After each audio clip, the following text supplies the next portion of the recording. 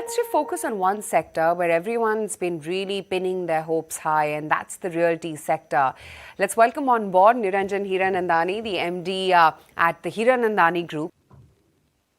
Mr. Hiranandani, hi, good morning. Could get a little tricky, right? Increasing prices just when demand was coming back. There's no option really, but look at the other side of the story. Salaries are going up, and most of the segments, the salaries are up. The recruitments are taking place very fast. IT sector is actually back to the booming segment. So we do find that the demand in all these sectors have really shown an increase in it.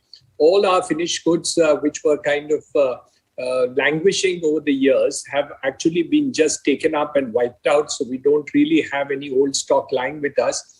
And the work in progress is also getting picked up. So all in all, I agree with Pavitra when she said about the low cost of interest on home loans has actually been a very, very big push. We do see, and the statement coming from HDFC Bank, which says that their cost of funds will even come down lower than what it is today, which means are we going to get a lower than 6.5% interest rates for the future? That sounds fantastic for the industry. Also, we do see another segment which we did not see earlier, which is actually the pickup of the commercial sector, which is slowly coming back into the normal. People who are only working from home are now coming back to offices, and quite a lot. So we do see a demand in the commercial sector, which I think will ultimately do it. So the cycle is positive. GDP growth of 8.5% plus is also indicative that demand for homes is really going to go. A combination of low interest cost on home loans, demand in terms of people who are doing it. Last one, but not the least, which I would have talked more last year than this year, is the work from home. People who have stayed at home are actually looking for bigger homes and better homes in terms of upgradation of their homes, either the quality or the size, subject to affordability. With the interest cost on home loans being done lower, they are actually going in for a larger size flats, so apartments, and with more facility. I think this is a demand which has not been actually measured by the market, but it is definitely over there. A combination of all these four factors is really doing it. Challenge? Of course we are challenged. Any and every industry is going to face the challenge of the cost put into it. Prices are abnormally gone up. Steel, which was once upon a time 42,000 a ton, is 84,000 a ton. Cement, which we were looking at 260 rupees a bag 3 years ago, is 400 rupees a bag. Bricks, ordinary bricks, 6,500 is now 8,000 rupees. So all these items, and forget every item has gone up. Tiles, paints, sanitary ware, fabric, aluminium, all the factors have gone up. So you are going to see a price rise. And the affordable segment, you will see a price rise immediately, because there is no margin over there left for them to actually absorb or continue to absorb it. So affordable segment, in fact, you will also see a price rise in this quarter or next quarter, definitely. This is my reading of the marketplace, because I don't think the affordable housing segment can afford to absorb this price without increase in prices at the segment. Sir, Hiranandani, good morning. Nikunj also joining in. If I look at, let's say, the price of a house which a builder is selling at, there is profit in it, there is cost of raw material, and there is cost of construction. Can you broadly tell us that what has been the average cost increase in the raw material cost? Because that in a sense becomes a benchmark for us to understand that by how much prices will go higher. So on an average, the cost of materials have gone up by 10% compounded per annum. So that is the kind of increase we have seen in the materials cost and other costs which are taking place at this point of time. So that is there.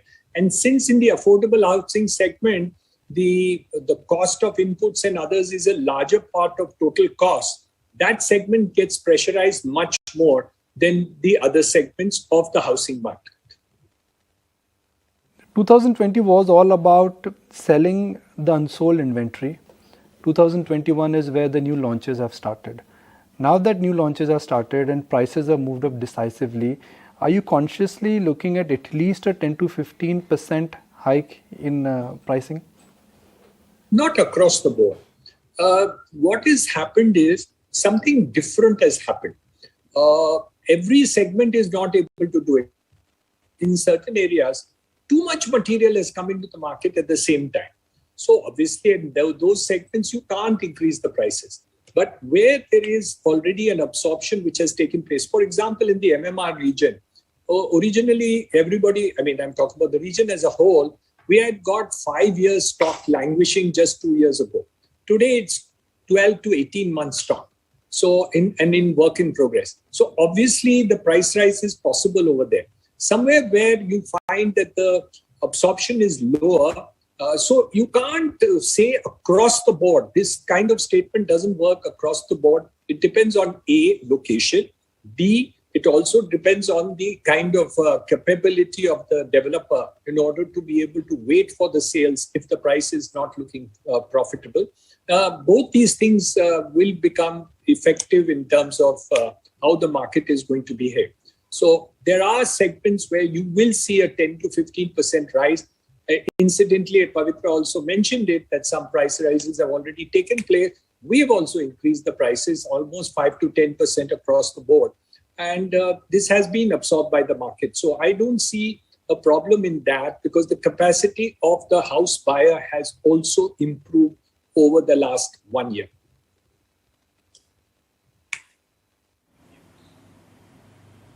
Mr. Hiranandani, good morning. This is Nantara joining in. So while you talk about the purchase power of a home buyer going up, will the real litmus test be now? When you continue to raise prices, we're also going to see home loan rates go up, whether it happens on Friday when the RBI monetary policy meet outcome is known, or sometime a little known in the future, because everything else will also get more expensive. Tara, no, I don't think so. I think home loan rates, even if they go up by 25 basis points, I don't see any negative effects. 6.5% was unheard of.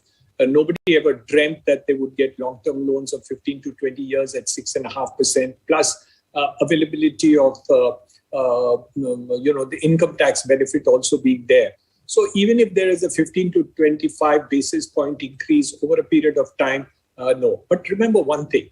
There is a huge competition among banks and financial institutions to give home loans because the NPA of home loans is less than 2% across the board through the whole country. So there is a competition in order to take the retail home loan with them rather than anything else. So even if you see some price rise in terms of the interest cost, I think it will be absorbed by the market over a period of time. And most of us who are taking home loans are taking a fluctuating home loan depending on the marketplace. So even if it goes up 25 basis points in the next 2 months or 3 months, it doesn't really matter because it may come down again as inflation gets corrected. So I think on an average, in the future, all your home loans is not going to exceed 7% max, and that is quite affordable with most of the home buyers. I'd like to thank both of our guests for joining us live today on this edition of The Market. We wanted to get a sense of what's really happening in the property market. Prices have gone up. They will go up a little more, as we've heard from both of our guests today, but demand remains very, very robust.